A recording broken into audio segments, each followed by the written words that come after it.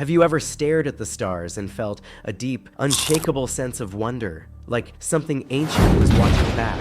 That's the kind of awe the Great Pyramid evokes. It's not just a monument of stone, it's a monument to mystery. Standing tall for over 4,500 years, the Great Pyramid of Giza continues to baffle scientists, engineers, and dreamers alike. How could a civilization with no machines, no electricity, and no modern tools craft a structure that rivals modern precision? This isn't just a question of architecture, it's a challenge to everything we think we know about our past. Rising from the sands of the Giza Plateau, the Great Pyramid once reigned as the tallest man-made structure for nearly 4 millennia. Over 2.3 million blocks, weighing up to 80 tons each, were somehow transported, carved, and assembled with surgical accuracy. Even today, with all our cranes, lasers, and AI, duplicating this feat would push the limits of modern engineering. So the real question is, how did they do it back then? And more importantly, why does no one talk about how impossible it sounds? This isn't just about dusty stones and ancient kings, it's about opening the door to questions mainstream history often avoids. We're not here to echo the accepted narrative, we're here to dissect it. This journey will examine timelines, challenge orthodox beliefs, and entertain controversial theories that some call absurd, but others call enlightened.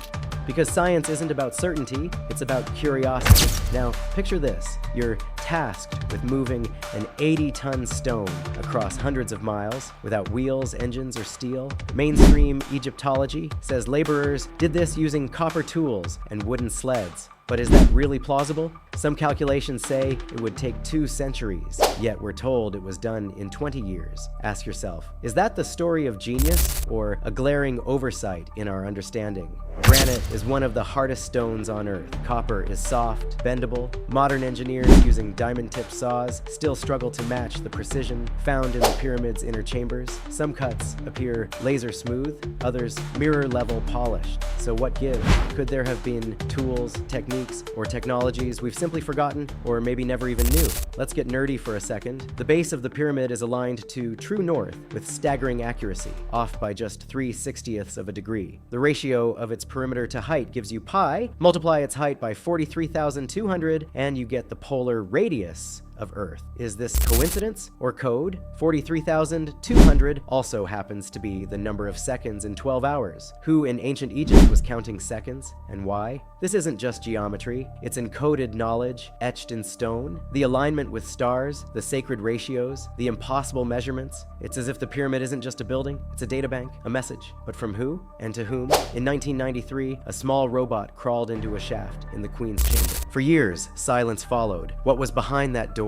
Why was it so controversial? And why would a primitive tomb need hidden metal parts? Here's the kicker. We're told the pyramid is Khufu's tomb, but there's no body, no mummy, no treasure, no hieroglyphs, no royal artifacts. Nothing you'd expect from a pharaoh's final resting place. Just empty rooms, strange resonant frequencies, and shafts pointing to the stars. Could this have been a power plant? A cosmic receiver? An observatory? If Khufu was buried elsewhere with all the royal glamour in the Valley of the Kings, then why build the most perfect structure in human history just to be empty? It's like buying a Ferrari and using it to store hay. It just doesn't add up. Here's a radical idea. What if the Egyptians didn't build it? What if they inherited it from a civilization lost to time? The math, the seismic resilience, the star maps, it all hints at a deeper knowledge. Something beyond dynastic Egypt, something older, something global. Independent researchers like Graham Hancock and Robert Bauval argue that we're missing a massive piece of the puzzle. The pyramids, they suggest, aren't just local monuments, they're global messages encoded with astronomical data and ancient wisdom meant to survive catastrophe and time. Mainstream academics scoff,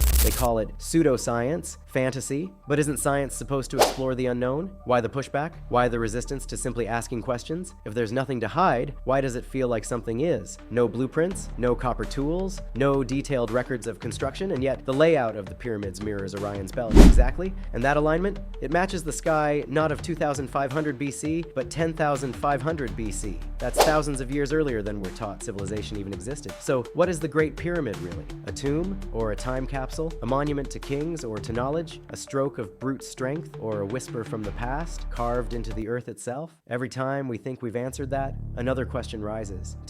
If everything we've been told is true, Khufu, then why does so much of it fall apart under scrutiny? Why does stone speak louder than history books? And if this structure preserves a legacy long forgotten, then maybe, just maybe, we're not at the end of knowledge. We're at the very edge of rediscovering it. The Great Pyramid isn't just a mystery, it's a message. Are you listening?